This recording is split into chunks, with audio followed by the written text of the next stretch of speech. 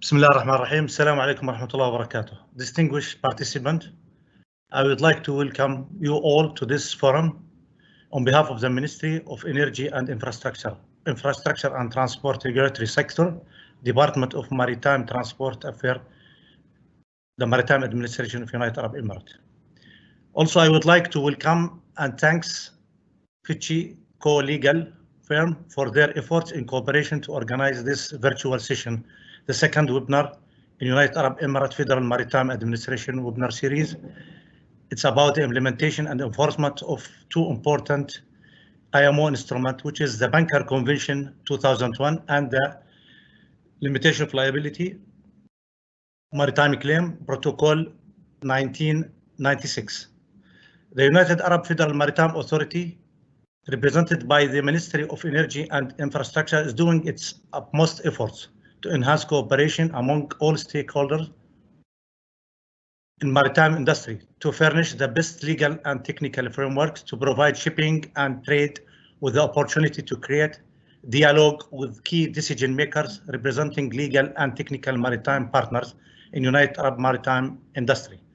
This event comes in line with the vision and strategy of the Ministry of Energy and Infrastructure plans to ratify important IMO conventions and instruments. The Maritime Administration in United Arab Emirates is aiming that this event will achieve its objectives in raising awareness and disseminating the provisions of the conventions and the protocol to all owners of United Arab Emirates flag commercial ships and captains of foreign flag visiting United Arab Emirates ports. Also for the judicial and legal authorities in both public and private sectors in United Arab Emirates maritime transport. As we know that the convention and the protocol unify international requirements and legal standards regarding liability regime for bunker spills and limitation of maritime claims. We hope that this forum will clarify ship owners' responsibility in general and identify ceiling for their responsibility for maritime claims for damages and losses that may arises from maritime accident committed by their ships towards others, including collision accidents with other ships, identify types of protection and guarantees that the rights of all involved parties in the maritime industry.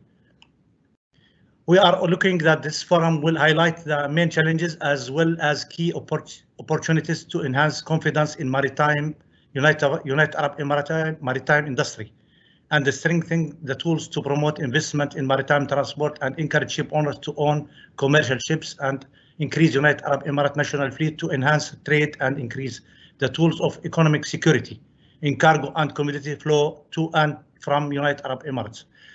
In this regard, I would like to introduce the main speakers in this webinar, His Excellency Captain Abdullah Al-Hayas, Director of Maritime Transport Affairs, and Ms. Jasmin Fichte, the Managing Partners of Fichte Legal. And also Ms. Ifra, she will tackle the question and answer session. And now I would like to invite Captain Abdullah to start his introductory remarks and some important information about the two conventions and the convention and the protocol. Captain Abdullah, the floor is for you. Yeah, good morning and thank you for joining us today at this webinar. Thank you, Mu'in, for your introduction. I'm Captain Abdullah Al-Hayas, the Director of Maritime Transport Affairs Department at the Ministry of Energy and Infrastructure, which is considered the Federal Maritime Authority in the UAE. First of all, I would like to take this opportunity being with you today to send my congratulations to everyone on the upcoming of holy month of Ramadan, which is coming next week, inshallah. Wishing you and your family happy and blessed Ramadan. As well, I would like to thank the legal firm Fishtank for their participation with us today in this webinar. I'm thanking them for their continuous support and participation in the maritime events in the UAE. Whenever we call them, they are always showing their cooperation and participation. So thank you, Jasmin, and your team. Before I start the webinar, it is good to shed light on the latest updates from the Federal Maritime Authority. As you are aware, the last few months there was government restructure. The Maritime Administration or the Federal Maritime Authority, which is used to be under the umbrella of the FTA, has now moved under the umbrella of Ministry of Energy and Infrastructure. There is nothing more called FTA. It does not exist anymore. The Federal Maritime Administration now is under the umbrella of the Ministry of Energy and Infrastructure. Our roles and responsibilities still the same, nothing has changed. Our headquarters now has changed to be in Dubai in the Sheikh Zayed housing program on the third floor. And we are looking forward to continue our journey and cooperations with our stakeholder for the benefit of the UAE. So although there was some change in the government structure, but the Maritime Administration is still there, and we'll be happy to welcome you once the COVID-19 is over to come and visit us as you used to do previously. Today webinar is one of our efforts at the Maritime Administration in the UAE to keep in touch with our stakeholders. And we will keep having such meetings from time to time to update you about the latest progress made by us at the Maritime Administration, and with the technology available and the intensive use of the technology during COVID-19, which is an advantage. I think there will be more opportunities to have such webinars in the future. And before I start, I would like to pass the mic to my colleague, Ms. Jasmin from Fishtank to greet you. The mic with you now, Jasmin. Thank you very much, Captain Abdullah. Good morning to everybody. I can see the number of attendees. I cannot see who is attending. I hope it's many of our clients and friends. Missing the direct interaction with everybody, but this is how it is at the moment. We can't help it. I assume that the majority of you knows us and knows me. We are Fichte & Co., a dedicated maritime law firm in the region. We are working extensively with the FTA.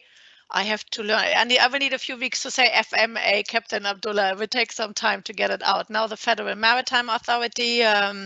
The Federal Maritime Authority has saved lives, especially in recent years with the COVID situation. Most of you will know we had huge problems literally all over the world with stranded seafarers not being allowed to leave the vessels.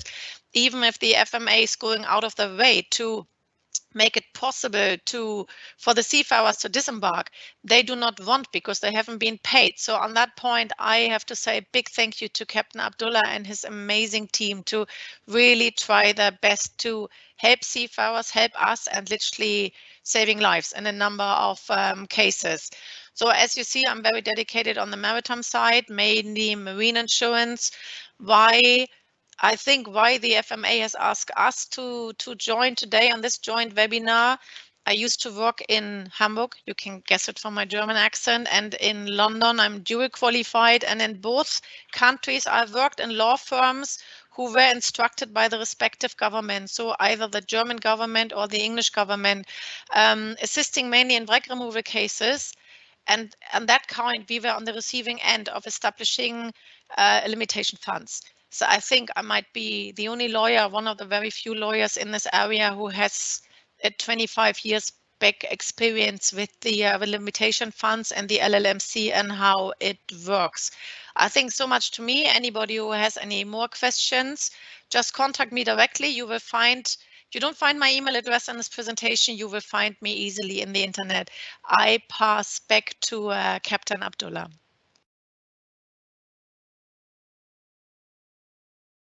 Yeah, thank you, Jasmin. If we can move to the first slide, please.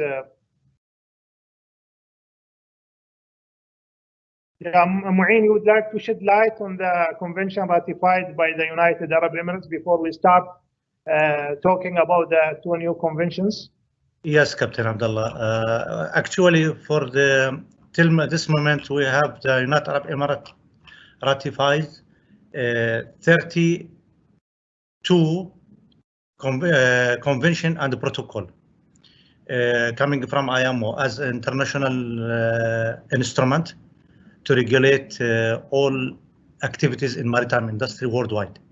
The first one is I will not mention all of them, but the most important is about the convention establishing the IMO itself, which is IMO 48, and it was ratified by the Federal Decree number 10, 1981. So this is the first one. There is another important like SOLAS, MARBLE, Load Line, Tonnage Convention, IMO MARBLE for 6 Annex 6 also. It's about air pollution control or prevention. The other issues about salvage convention, about the search and rescue, about IMSO, which is International Maritime Satellite Organization. Also about some amendment to this. Also, the most important is about the IOPC fund and the CLC convention, which is about civil liability, convention about the oil pollution, about also the most important one, which is the LLMC 67, which is one of the basic documents that we are going to discuss today, and its amendment by the protocol LLMC 96. Or salvage, we talk about salvage, about ballast water management. It's an environmental also convention. There's a protocol 88 about the load line, which is in harmonized survey, was in line with the SOLAS 88. FAL convention, which is about the facilitation of maritime traffic, very important. This is done in 1965. It's old convention, but it's very important, and there is a major amendments having to this convention. We're coming to the protocol now, LLMC protocol 1996. So this is in general around 31 maritime convention and protocol ratified by United Arab Emirates. So next slide, please. Yes, Captain Abdullah, you would like to talk about that? Yeah, okay. So the webinar is to shed light on the two important conventions we have acceded recently. The one will enter force next month, and the other has been at the stage of depositing the instruments, so it can be deposited at the IMO at any time, and it will enter into force 3 months after depositing the instrument. So if we start with the first convention or the protocol which we have ratified, the LLMC 1976, which is the Convention on Limitation of Liability for Maritime Claims.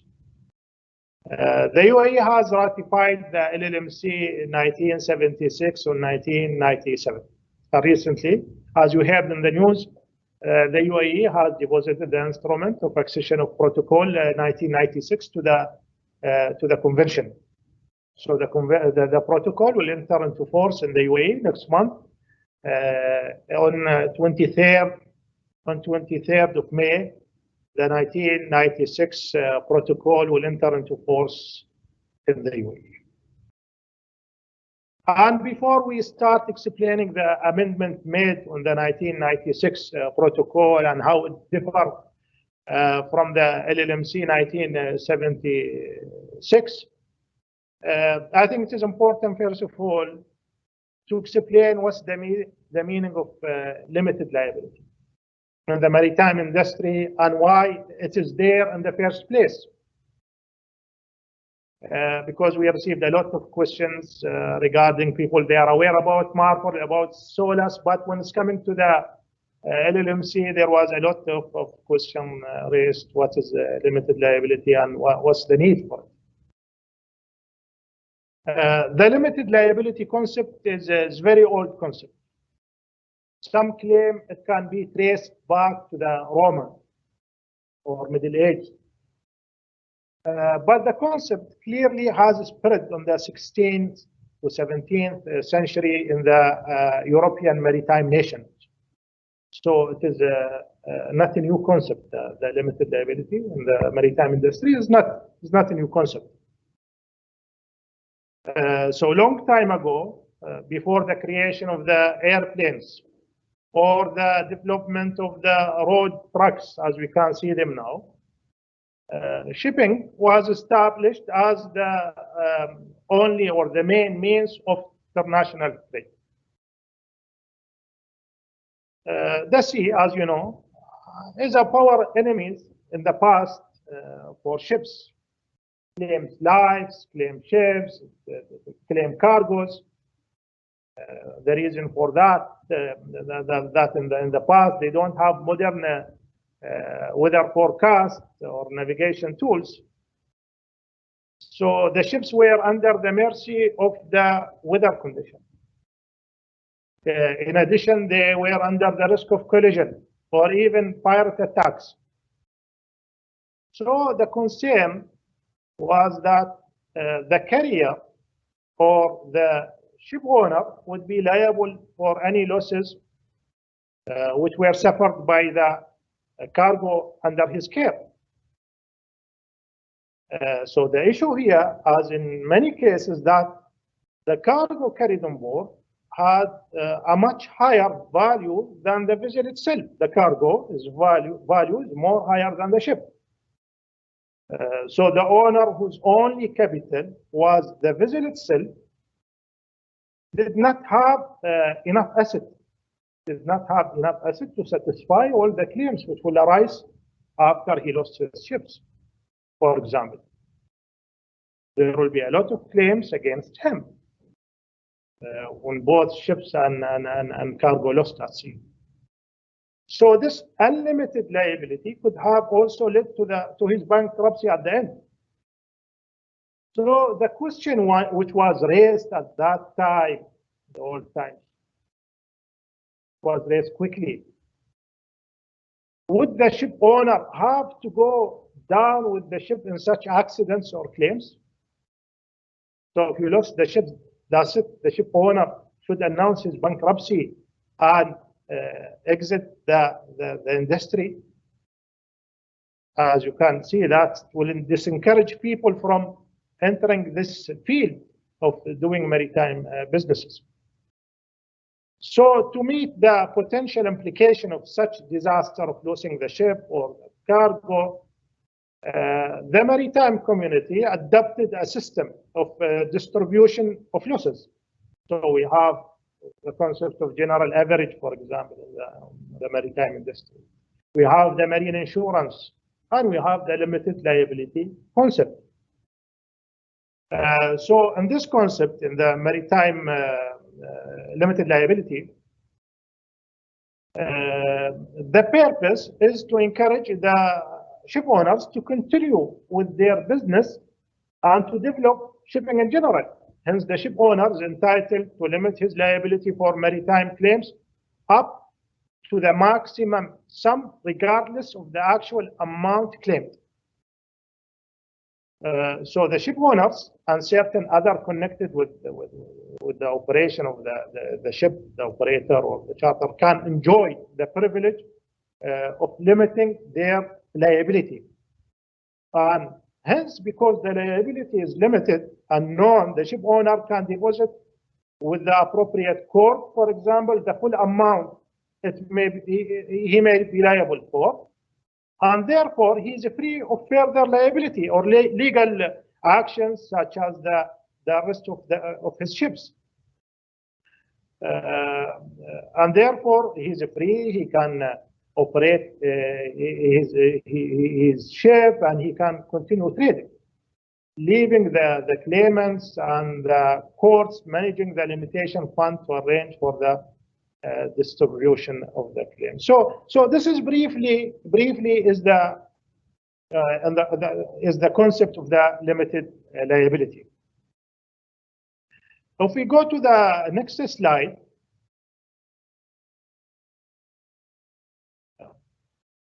so we can see that the Convention of Limitation of Liability for Maritime Claims of 1976 has entered into force in 1986, and the contracting state right now are 55, and world tonnage, the countries which ratify the convention, they represent a world tonnage of 58%. So how the modern age started with this concept, how we end up with the LLMC 1976. If we are saying it is an old regime. After the sinking of Titanic in 1912, as I remember, many claims has been made on this accident.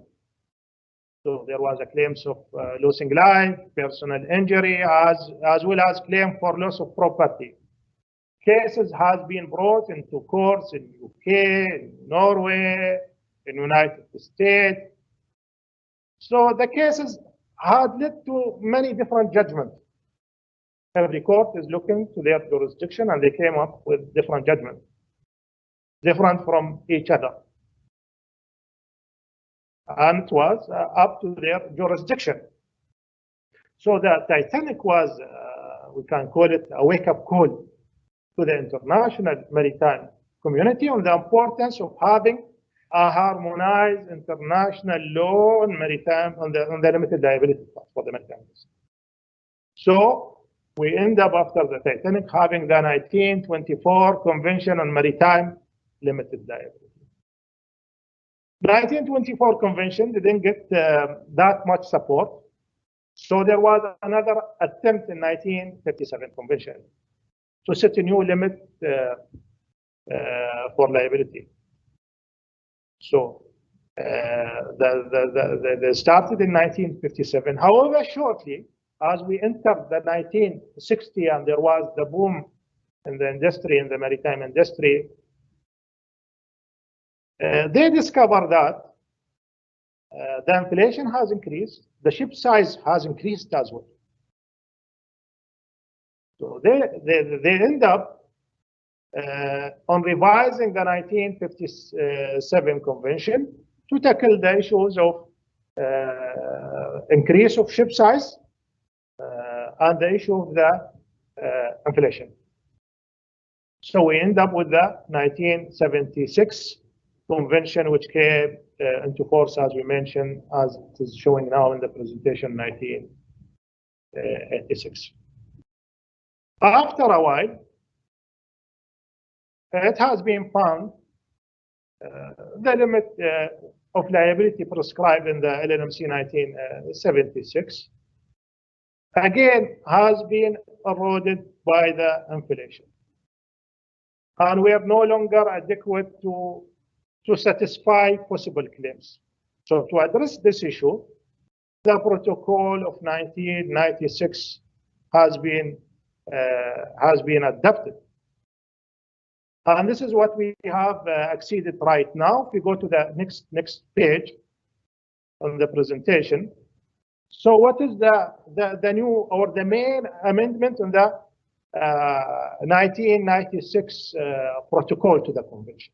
The main amendment is that the limit has increased throughout the tonnage level. So the limit of claims has increased, as well as the overall limit for passenger claim is removed, and the limit of liability per passenger is increased. So these are the we can say that the main amendment made in the 1996 protocol. However, as you can see from the slides, there was important change in the Protocol 1996, in the Article 8 of the protocol. So the change was made that to update the limit in the future, the protocol provide what we call it the tacit acceptance, which is a procedure, which means that we don't need to come with a new convention. No, it is a process where the amendment which has been adopted shall be, if there is a call to increase the limit, the new limit shall be deemed to have been accepted at the period of 18 months after the date of notification to all contracting states, and shall enter into force 18 months after its acceptance. So there is a procedure now on tacit acceptance, 1996 protocol. So we are talking about a total of 36 months for any amendment can be made. Any amendment based on the tacit acceptance and the limitation of the protocol, it will depend on three factors, which is the inflation rate, the change in the monetary amount, as well as the experience of the incidents, as well as the effect of the proposed amendment on the insurance cost. So with the tacit acceptance, a new limit can be set, and this is what has happened in 2012, where the IMO has announced a new limit, which has entered into force in 2015, based on the tacit acceptance. So there is no need now to change the convention or to amend the conventions. That with the tacit acceptance, the amount of liability can be increased based on the inflation, based on the incidents experience, and based on the insurance cost, as we can see from the next slide as well. This is the new limits which has been set, and this is the calculation is based on the gross tonnage of the ship. The next slide can give us a good pictures of the change made after the introduction of the protocol and 2012 amendment. If we go to the next slide, Mu'in. Yeah, here you can see the development of limitation amount. So we took an example of a vessel, which is, say, the size of 50,000 gross tonnage as an example. And we can see the limitation amount, how it is climbed up, how it is increased from 1957 to 1976 convention to the 1996 protocol, and with the a new limit which has been introduced based on the tacit acceptance in 2015. So this is a new mechanism added in the 1996 protocol. There will be a revision from time to time to the limitation amount, which will be in favor for all the states which has ratified or acceded the protocol. I pass the mic now to Jasmin for the next slides.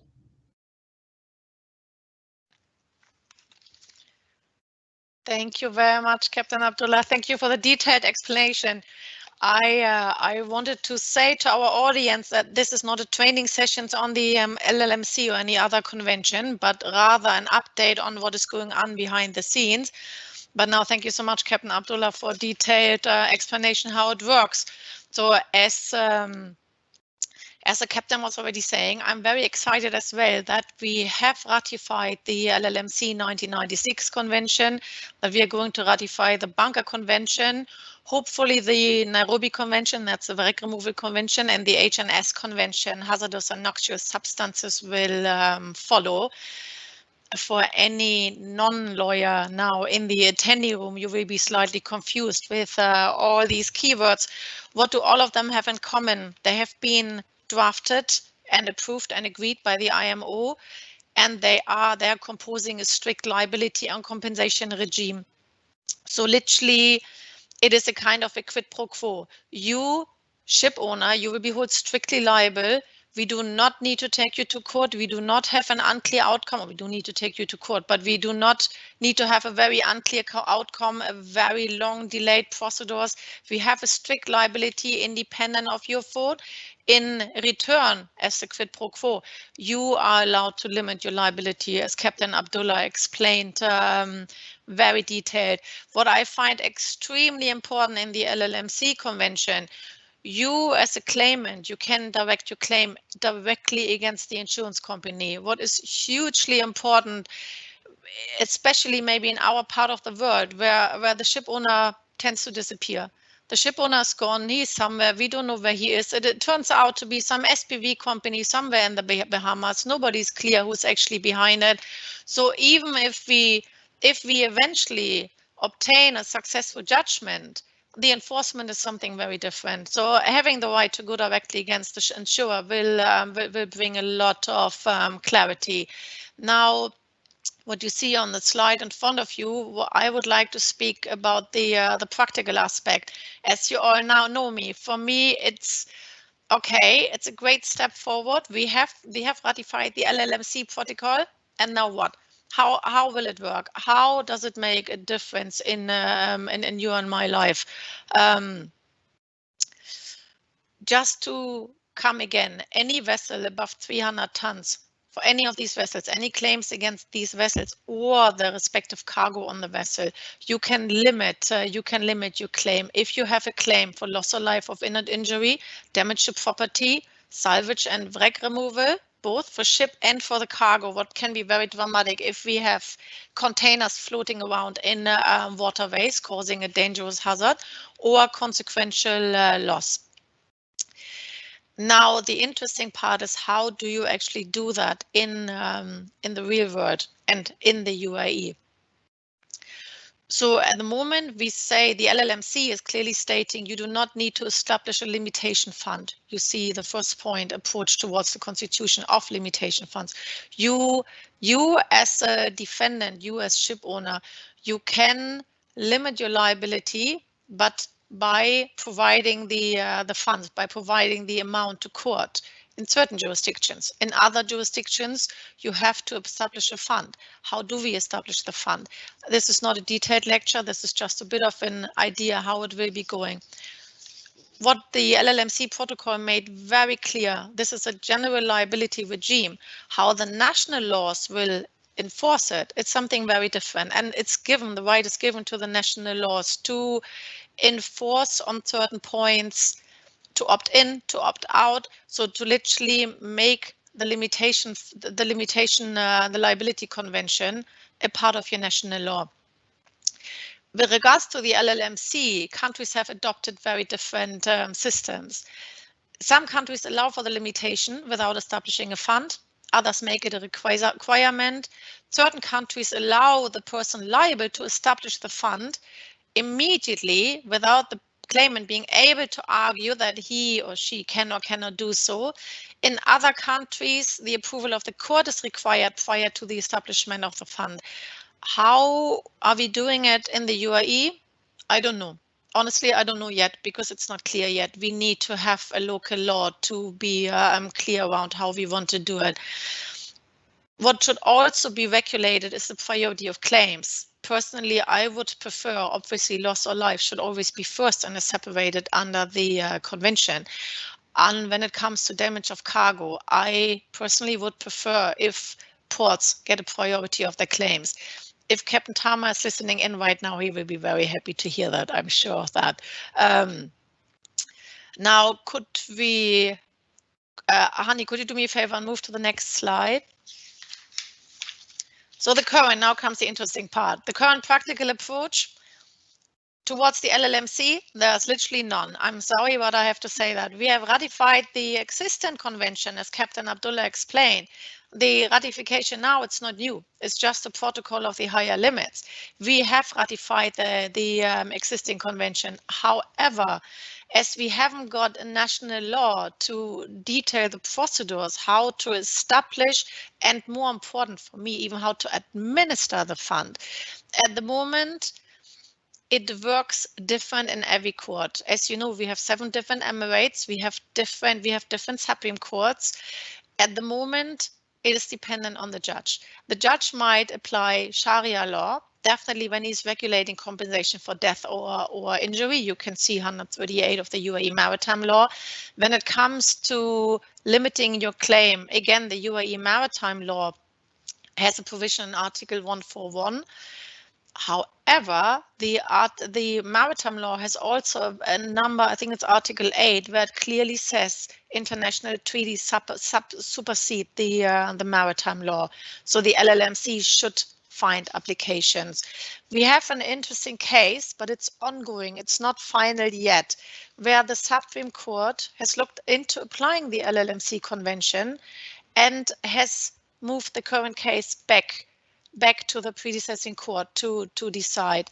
But again, at the moment, there is literally no local law. So there is, at the moment, the question is, can you limit your liability under the LLMC with much higher amounts than under the current UAE maritime law, I have to say.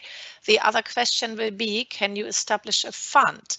Now, why would I find the fund so important? Let me just see. I think we need to come to the next. No, I can still say it on this slide here. Yes. So before we come to the fund, one comment maybe for the lawyers between you is the forum shopping. If I have a situation at hand where I think I can establish a fund, I can establish the limitation of our client's liability, I would immediately commence forum shopping. What does it mean? I would look in which jurisdiction am I able to limit my liability and where is it the lowest. Where currently we had the 1976 with much lower limits as Captain Abdullah applied, it would be a preferred jurisdiction for me because we have lower limits. On that point, lawyers would start going on cross-border jurisdiction and working out, could I go to a country where we have no links to? I haven't been sued. Obviously, the claimant would want to sue me in the jurisdictions where I have my asset and where I cannot limit my liability. I now, on the other hand, I would like to start going somewhere where I can limit my liability and I can do it on a much lower level. The question is, which country would allow for me to go establish my limitation fund without having a claimant? For example, the UAE courts would say, where there's no claimant, there's no defendant. There are no preemptive jurisdictional cases here. The court system here works. You have to be sued in order to defend yourself. You cannot have a preemptive application to say, I want to establish the fund here because I assume I might be sued. But that is the point on the side on forum shopping. On this slide, actually, maybe one point what I would like to mention as well, we have a slight problem at the moment where I do not know yet how it will be tackled by the courts. We have ratified the 1996 protocol with a much higher limits. However, we have not denounced the LLMC 1976. So strictly speaking, currently, we have 2 different limitation regimes. How that is working in practice, again, as a lawyer, I should say it depends. But honestly, I don't know. I'm unclear about it. I would like to urge the government to denounce the LLMC 1976 to be very clear about the limitation regime we are applying. But that is on a different point. So now let us look. As I said, at the moment, we haven't got the national law, but I would like to speak about it. What you might wonder now, why am I babbling on and on about the limitation fund? I find the limitation fund extremely important. What is the limitation fund? I am the ship owner. There's a claim against me. I had an oil spill, the vessel sunk, people have died, different cases. Now let's see, I see under the LLMC, I can limit my liability to $10 million. I know the claims against me will be at least $50 million. Who comes where? Who gets what? If you put the money in the fund, the ship owner puts the money in the fund, or the funds in the fund, then it's up to the fund, to the administrator of the fund, to decide who will get which proportion of that claim. But now I would wait for the question now to come, and in a one-on-one meeting, most likely the question would come, what is if there's only one claimant? How do you know there's only one? If there's only one claimant who takes me to court, I put the money in court, the judge decides that claim, what is if next year another claimant is coming and no limitation fund has been established? How will that work out? That is something where I think it would become very, very problematic. Now to say, will it be possible to establish a limitation fund in the UAE currently? Currently, there are no procedures, as I said already. Currently, it is simply not possible because the court would not know how to do it. The court would, I think in one case, it happened that the court asked the FTA, and the FTA, rightly so, came back and said, it cannot be because there is no law at the moment where you can base the limitation fund on. So that is something that needs to be discussed with the government to set the law in practice. Another point where I find it very important, the moment me as a ship owner, I establish a fund, I can seek the release of my vessel. So again, you claimant, you had a damage, what you do first thing, you have a maritime lien, you arrest my vessel. I can provide the security to have it released, or I provide the security within the fund. The fund will be security enough to have the vessel released under the LLMC. But again, we would need to clarify it under local law. Who is the right body? The last point here. The FMA, in my opinion, the FMA is a regulatory authority under the UAE maritime law. The FMA would need to put forward a draft to the government to say, we think the procedures and the tools for a fund should be provided so it can be properly done. A very important question for me on that point would be, who will be the administrator? I have the permission now to establish the fund. Who will administrate it? The courts, who are so incredibly busy, all of you non-practitioners here, each judge is in the first or in the second instance, in the first even more, in the Court of Appeal, I think the judges are looking at around 300 cases a year. That is more than one case per day, per working day. Now, how would a judge have the time to be the administrator? The administrator has an incredibly important role. The administrator is looking at the claims. Is the claim valid? Is the amount claimed? They will defend. They will defend if they think the claim is not valid. They have to do the apportionment like an insolvency administrator, literally. Can a judge do it? Looking at the current time constraints, I absolutely doubt it. Will the judge pass it on to a court expert? Personally, I wouldn't be happy about it because, again, a court expert is not an experienced administrator in these cases.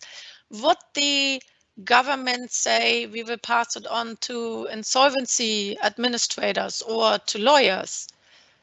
I would prefer that to somebody experienced. If the government would go that far, honestly, I don't know. I don't know many jurisdictions where the administrator is not the court, but it is somebody very specialized in that area. How it will be done remains to be seen. If it will be done remains to be seen. Hani, could I have the next slide, please?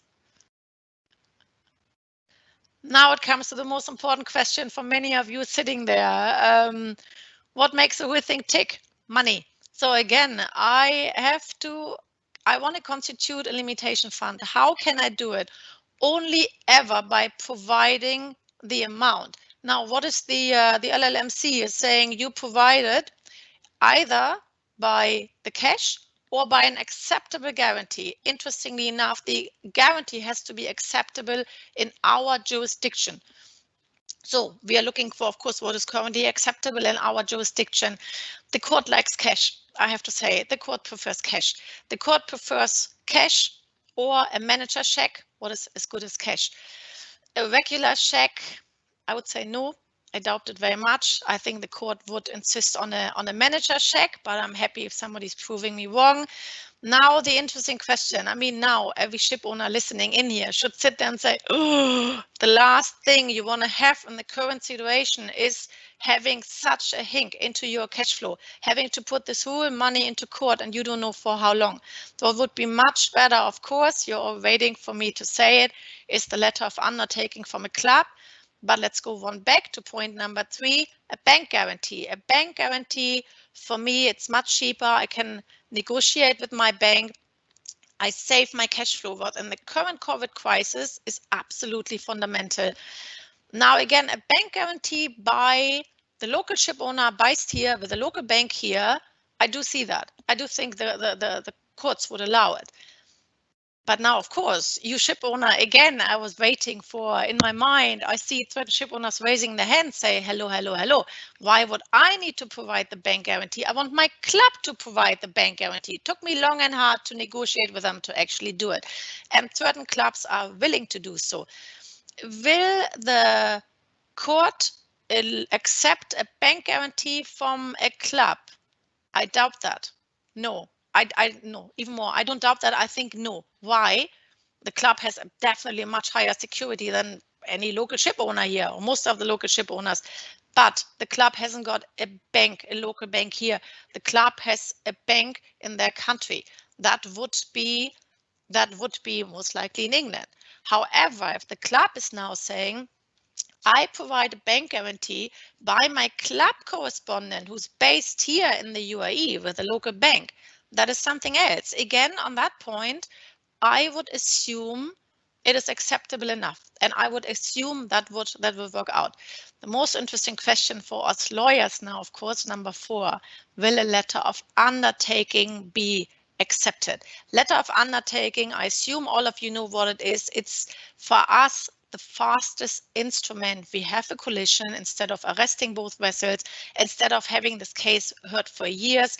There's an exchange of letter of undertakings between the clubs. For me, a letter of undertaking is better than a bank guarantee, at least as good as a bank guarantee. Security is provided, trade can continue. It's safe, it's fast, it's cheap. It's much cheaper than a bank guarantee, obviously. But, and I know you were all waiting for my but, at the moment, courts do not accept a letter of undertaking, what is very frustrating for us in case of arrests, because again, as I said, we have to provide the amount in cash. That would be something, once the law would be changed, the law would need to be changed. You cannot blame the courts on this point, because at the moment there's no provision for the courts to actually accept a letter of undertaking. It's an instrument you cannot tackle like a bank guarantee. Once the law has a clear statement to say a letter of undertaking will be accepted by courts, in my opinion, for an arrest, in my opinion, it should be good enough to constitute a limitation fund as well. But it would need to be clearly stated in the law. If you just say a guarantee or a cash, there was a case law in England a few years back where an LOU is a very accepted instrument, but the court said, no, it does not say it clearly in the procedural rules that it's accepted. So on that point, we would need to state that very clearly. I think I have come already to the end of my slides. Sorry, I should know that. I'm not having to look at it. On that point, yes, I think that is the end of our explanation on the LLMC and the limitation funds. Any question you are having, you see up there, you see these little question marks. If you click on it, there is a live Q&A. Drop your question. Just drop your question, ask the question there. We can pick it up and answer it at the Q&A session after. I will pass back to Captain Abdullah, who I hope I didn't take too much of your time, Captain, to explain the extremely important bunker convention, where I'm very excited that we are going to ratify it. Thank you so much.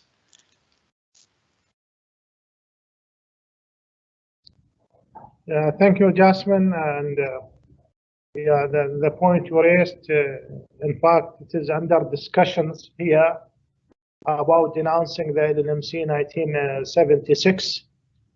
We are still discussing this internally, and a decision will be made. And yeah, we understand your point of view in this regard, that we should not have to redeem, and I believe many countries has denounced LLMC 1976 once they acceded or ratified 1996 protocol. So this is under discussion internally, and you will hear something hopefully soon.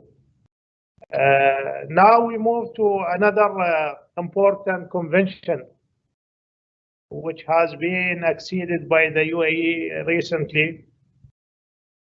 As we mentioned earlier, that we are at the stage of depositing the instrument of accession to the IMO, and it will be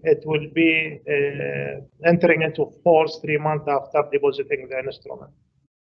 Bunker Convention is one of the important conventions, and which has taken seriously by many countries. As we can see, the number of contracting states for this convention is 100 right now, representing 95% of the world tonnage, and the convention has entered into force in 2008.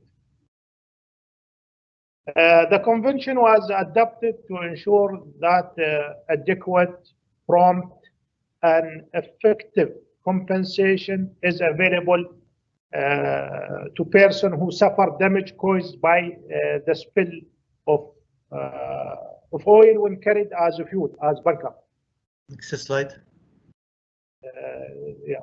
So if we go to the next slide. One should remember oil tankers are not the only vessel that cause pollution damage at sea. Most of the people they think that oil pollution means disconnected to tankers. No, in fact, there have been numerous heavy fuel oil spills from non-tankers as a result of escape or discharge of bunker oil from them.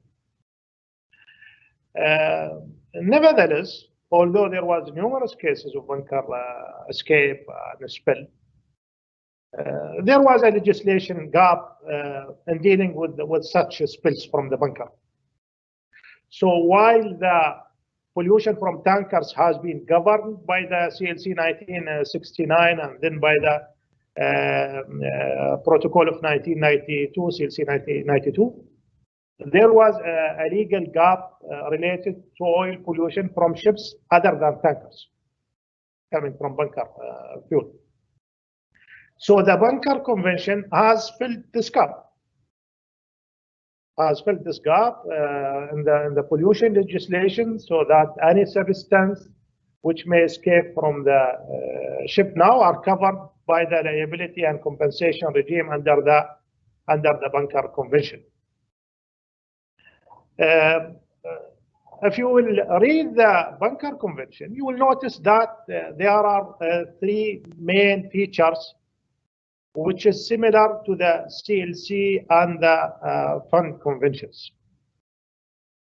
One of them, as we can see from the slide in front of us, there is a strict liability and very limited exceptions from liability, which means there is no need to prove responsibility for the pollution, only that the pollution originated from the vessel. So this is one of the similarity we have.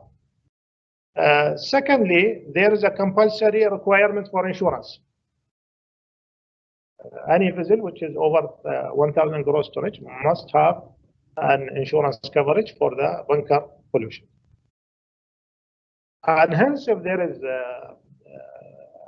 insurance coverage, you have the right for direct actions against the insurer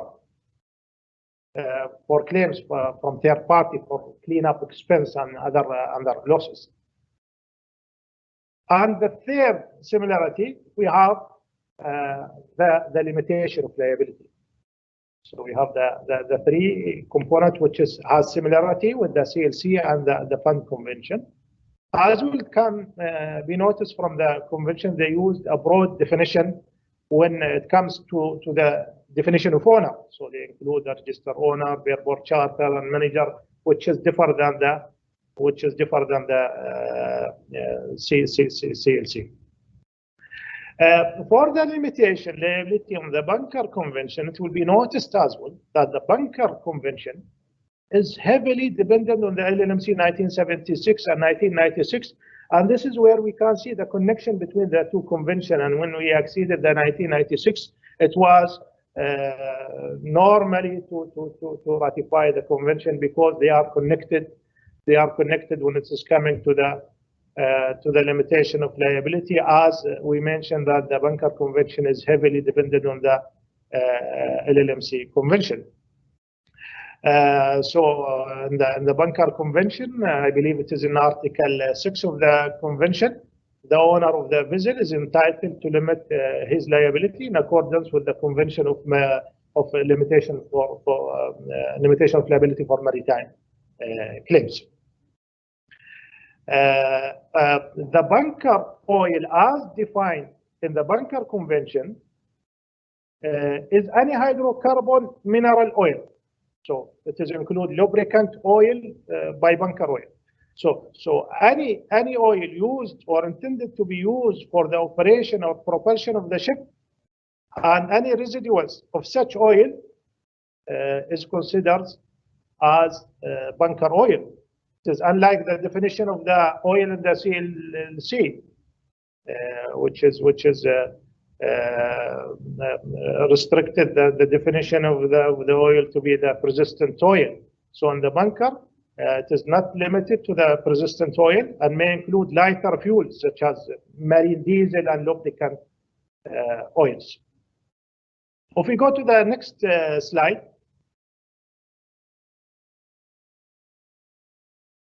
Yeah. So the pollution damage. The pollution damage has been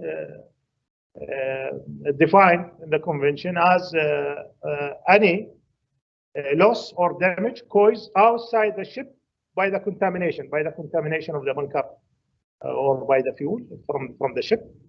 As well, the pollution damage means the cost of preventive measures and further loss or damage caused by the preventive measures. So we have a definition for pollution damage, which include as well the cost of preventive measures taken in case if there was a spill and the state taken preventive measure, and in this case the convention is considering the preventive measure as part of the pollution damage. If we move to the next slide, Mu'in. The question raised why the convention is important. There's many conventions we didn't ratify yet. It is in the pipeline. The question raised why we started, for example, with this convention and we gave it a priority comparing to the other conventions. It should be taken into consideration that half of the total number of pollution claims worldwide are result from bunker spill. In addition, as you can see from the photo, can indicate to you as well, the bunker oil spill, because of their physical properties, are more difficult to clean up, making it most costly to clean than crude oil. The bunker oil, as it is known, is thick and does not evaporate or disperse easily. And usually manual cleaning is often the only options. So most of the cases we saw even here in the coast of the UAE, we end up with manual cleaning for the heavy fuel oil. And even the disposal of the oil later on is a problem and can be difficult as well and expensive as the cleanup operations. I think we believe that by ratifying these conventions, it will be in favor of the ship owner and the system. It will limit their liability, it will sustain their business, and it will encourage them to develop and continue their operations.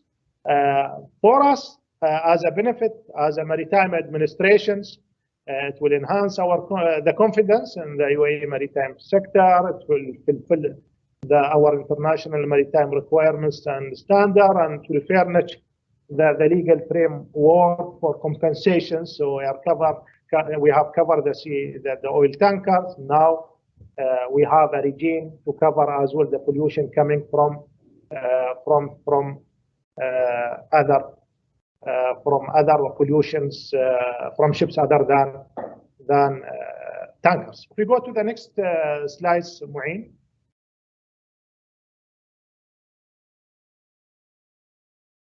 I'm not sure if you remember this accident.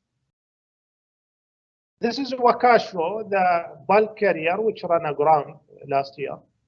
So despite the fact that most of bunkers spill being operational spills, most of them they are operational spills, rather than accident or casualty. However, accident occurred and happened, and has a devastating result, as we have seen in Wakasho, the picture in front of us. The accident happened last year. I believe it was in July 2020, and there was escape of 1,000 tons of fuel oil, which has hit the Mauritius coast. Fortunately, there was 3,000 tons of fuel. The salvage company, they managed to remove it before the ship broke in two. The ship broke in two a month later after the grounding. So the successful removal of the 3,000 tons of fuel prevented further damage to the environment. So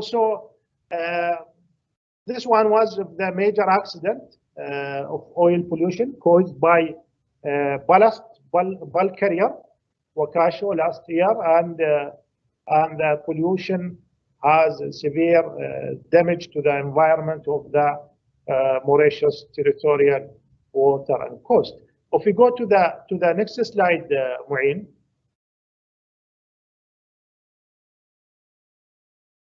Yeah. Unfortunately, at the time of the incident, Mauritius has ratified LLMC 1976, not the protocol. So under the LLMC 1976, the limit for third-party claims, which include the cost and preventive measure and cleanup following the grounding, would be around 18 million SDR, special drawing unit. So 18 million with the LLMC 1976. Why? If it was under 1996 protocol, the limitation fund would have been over 43 million SDR. So this is showing the big change on the amount of limitations by ratifying the 1996. So this is the reason which has encouraged us to move fast and to exceed the 1996 protocol to raise the limit amount. If we go to the next page, Mu'in. So the question which is raised after this accident, what if the same happened in the UAE water? I mean, we took actions. We raised this question internally, and based on that questions, as I mentioned, we moved fast to exceed the 1996 to avoid what happened in Mauritius, that their claim can be limited to a cap of 18 million SDR, while if they have exceeded the 1996 protocol, the limitations could have been higher, and then the compensation will be higher. I think the cost of cleaning the Mauritius coast will be more than 18 million SDR. I think it was a lesson for all states to ensure that LLMC 1996 is ratified before the end of with a case similar to what happened in Mauritius. So if we move to the next slide, Mu'in.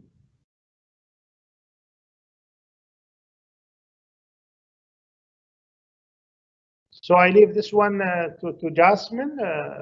Jasmin, the mic to you to shed light on how UAE courts currently deciding on oil spill matters.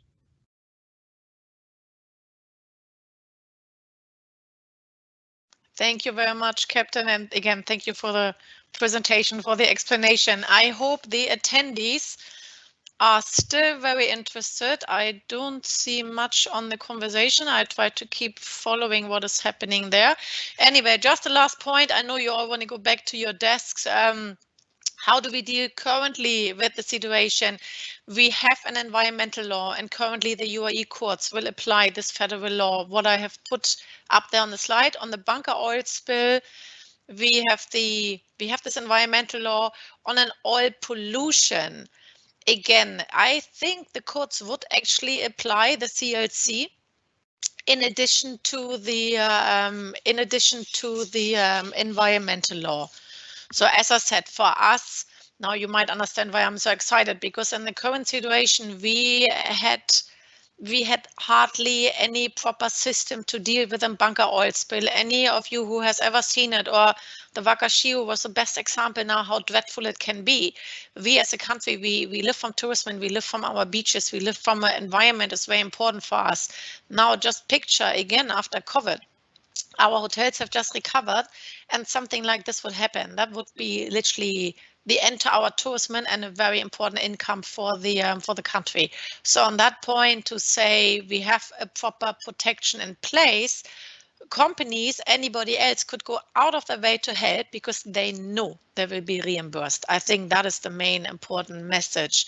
One other message, I think what the technical question would be asked by any agent right now is, do I now need to have the CLC certificate on board, what most of the ships have already? Do I also need to have the bunker CLC certificate on board? Well, I think, again, I'm sure Captain Abdullah wants to say something. I think yes, I think it needs to mean the ships need to have 2 certificates on board. What is not any big problem, because your flag state will easily provide that. So on that point, there's literally one email. Most of the flag states have an online platform where you can apply for it, send the documents and get it. So that's not a big problem on that side. I'm referring back to Captain Abdullah. Thank you so much. Yeah, thank you, Jasmin. Yeah, on the question raised, will tankers will be required to have the bunker convention certificate beside the CLC? As you mentioned, yes, they will be required. It will be issued by the administrations, by our authority. Once we have the blue card by the ship owners, the certificate will be issued as the procedure right now for the CLC. Currently, the UAE flagships, because we didn't ratify the convention, they are getting their bunker CLC from other states. But once the convention will enter into force, the bunker CLC will be issued by the Maritime Administration, by the FMA. Yeah, so I think this is the questions we have. I'm not sure, Mu'in, the floor to you, Mu'in, the mic to you, Mu'in, if you have any other questions raised by the attendee. Actually, I don't have further questions coming to us related to this this important subject about the ratification of the convention and the protocol.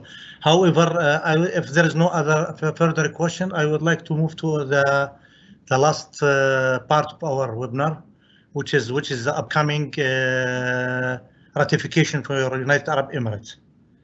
If you allow me, Captain Abdullah, to start this session, if there's no question, Jasmin. More other questions or no? Sorry, I was just wondering, I do see a number of questions here, published questions on the live event. More, and if you go on these question marks up, you see the live event Q&A.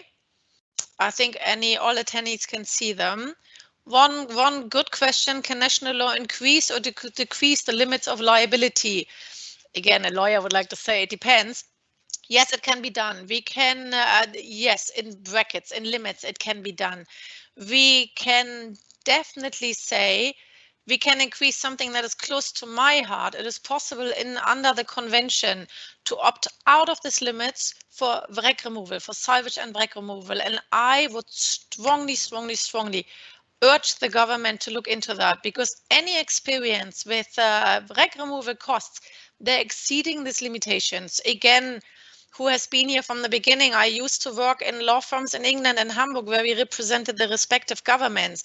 Now, I know I sound very old, but that was more than 20 years ago. We had to rely on the 76 limits. They were even lower, but wreck removal is a very expensive matter, even in our shallow waters here. And the government having to stick with these limits and the government in the end having to pay for it, it's not right. So on that point, I would like for the government to opt out of the specific area and say, we do not allow you ship owner, your insurance company, in the case of a wreck removal, to limit your liability, but you will be fully liable on that point.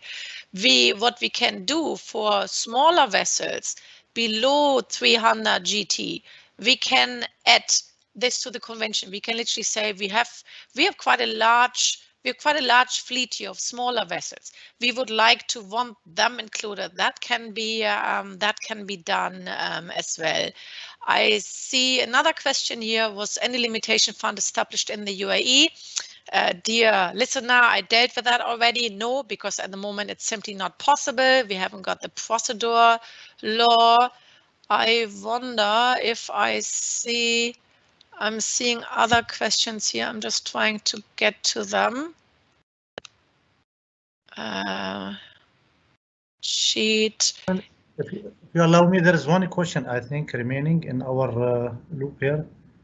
It's about the. Let me check. When does the owner lose the right of limit its liability? Did we talk about that? I don't think so. I don't think so. But it's sorry, I'm still on. I don't think so, but it's a good question. It's and we don't need to establish national law for that. It's dealt with under the convention. The convention is saying in Article 4, prove me wrong, Article 4 or 5, where it's saying very clearly, if the person who can limit their liability is reckless or is using a wrongful act, it's literally has caused the damage by willful misconduct, then they will not be able to limit their liability. So it's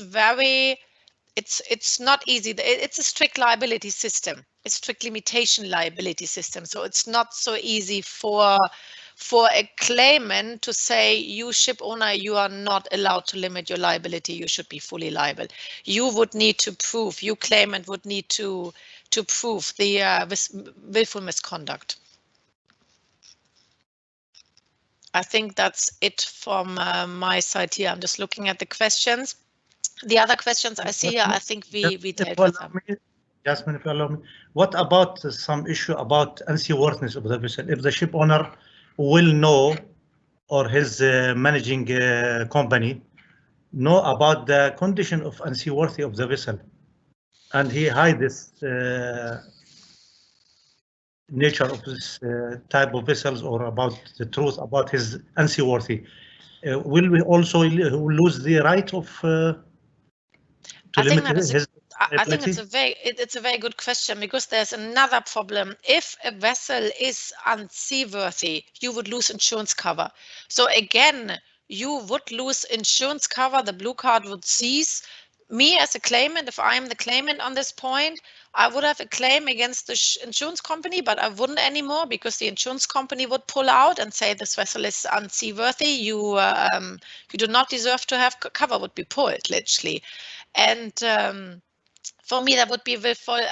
Interesting question if that would be considered, because willful misconduct, in my opinion, has to be for causing of the Article 4 of the LLMC is saying a person liable to not limited if it's proved that the loss resulted from his personal act or omission committed with the intent to cause such loss.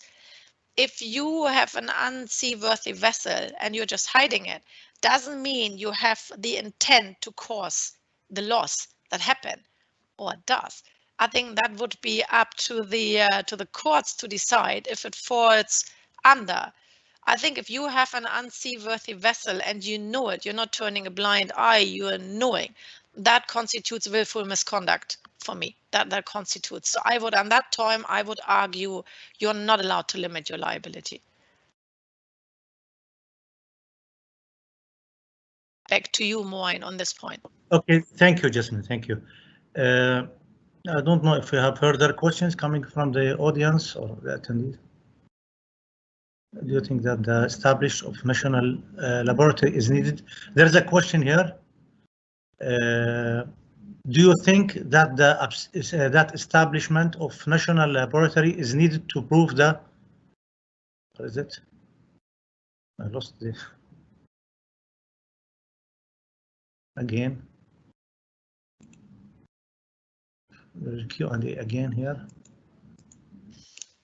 I see that. Do you think that the establishment of national laboratories needed to prove the damage caused by a ship? I think I know what that attendee means, but that is not something what we would need to establish.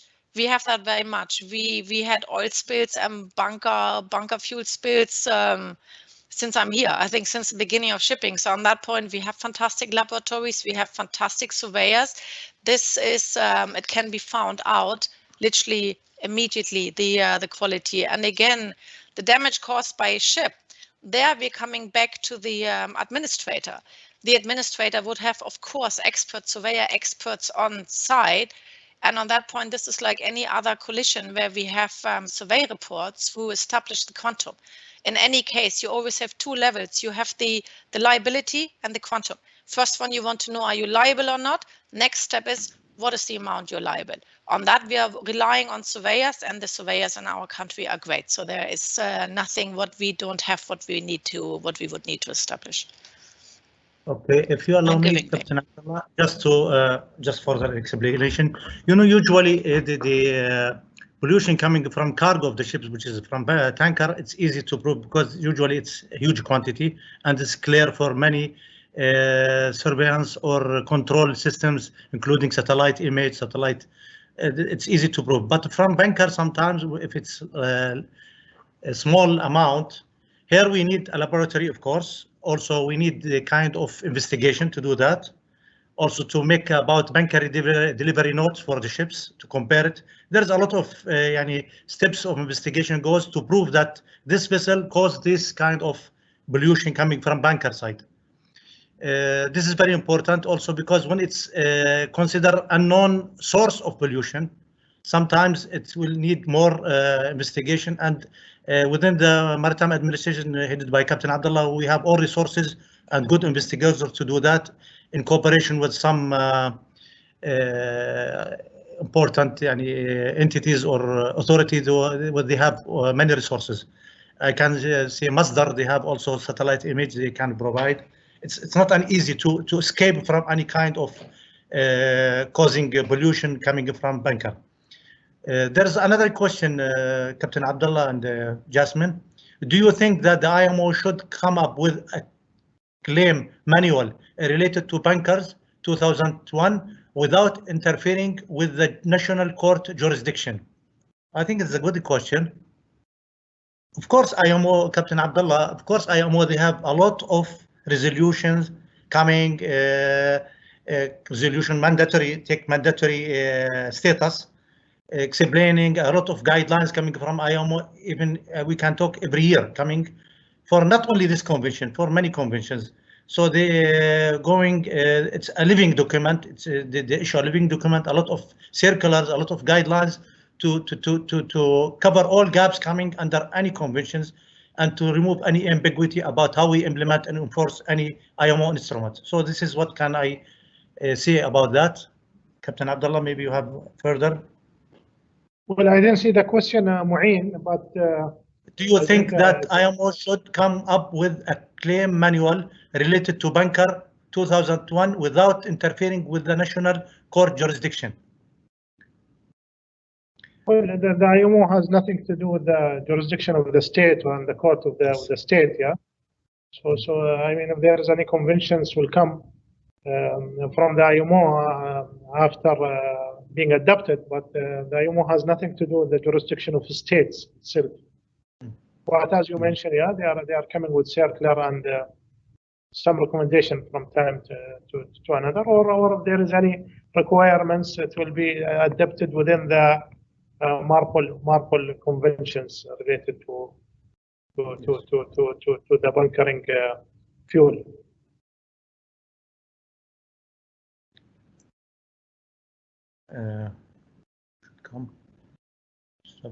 Okay. There's a question also. The United Arab Emirates and Gulf waters have several offshore vessels which are less than 1,000 gross tonnage. Are any regulation applied for these vessels regarding pollution?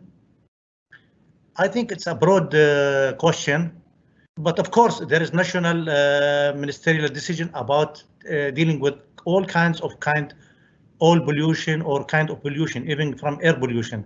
Recently, the ministry issued a circular or a ministerial decision about the Annex 6 implementation of MARPOL to deal with all kinds of pollution coming from air pollution from ships. In addition to MARPOL Annex 1, 2, 3, 4, and 5, there is a big ministerial resolution decision. It's coming with, I think, 106 articles explaining what is national legislation to implement and enforce MARPOL convention with all its annexes from 1 to 5. And there is another ministerial decision dealing with the Annex 6 separately. So many things there. I can add, Mu'in, as well. The convention apply as well for vessel less than 1,000 gross tonnage. The convention is still apply. Yes. But the 1,000 gross tonnage is a requirement to have the certificate. So the certificate is required for vessel for 1,000 gross tonnage, but the convention is still apply for vessel less than 1,000 gross tonnage. Okay. There's one question: are the provision of the 1976 convention still applicable? This is a good question.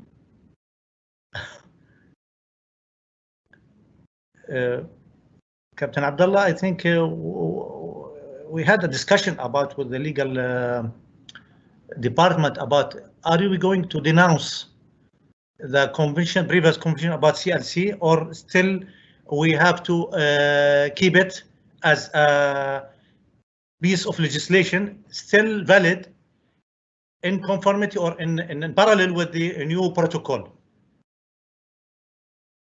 There was, I think we answered this one. I think we answered yes. this one, Mu'in. We answered this one already. We mentioned yes. that is under discussion internally. Yeah. So this is a discussion, but it's valid point raised by Jasmin, and we are looking at it. Okay.